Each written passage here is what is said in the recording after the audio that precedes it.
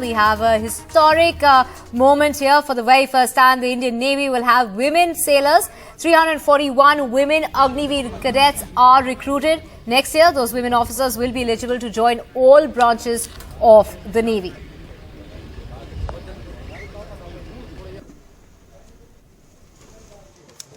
$3,000 Agniveers have joined, out of which about 341 are women. Now, this is a landmark event for us because this is the first time that the Navy is inducting women sailors. We have been inducting women officers for about last, I would say, 16, 17 years. But this is the first time that we are inducting women sailors. So this is a landmark event for us, and similarly I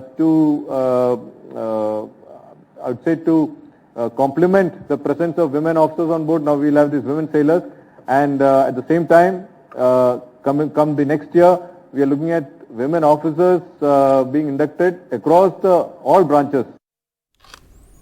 Well, to get more details, we have Vishnu joining us on the phone line. Vishnu, a landmark moment. That's how it's being described by the Navy Chief Admiral Kumar, calling it quite a moment there with the Indian Navy inducting women sailors, and that too for the very first time. I think there are 2 points over here. Firstly, let's look at the second part, where he spoke about women officers being allowed to join any part of the Navy next year onwards. What this basically means that in the future, depending on their ability, India could have a woman chief of naval staff.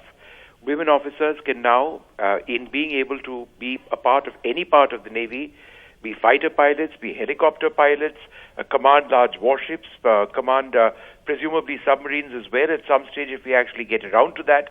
But essentially this means that there is no avenue which is close to them, number one. Number two, as far as women sailors are concerned, the first batch of women sailors under the Agniveer scheme have been recruited into the Indian Navy.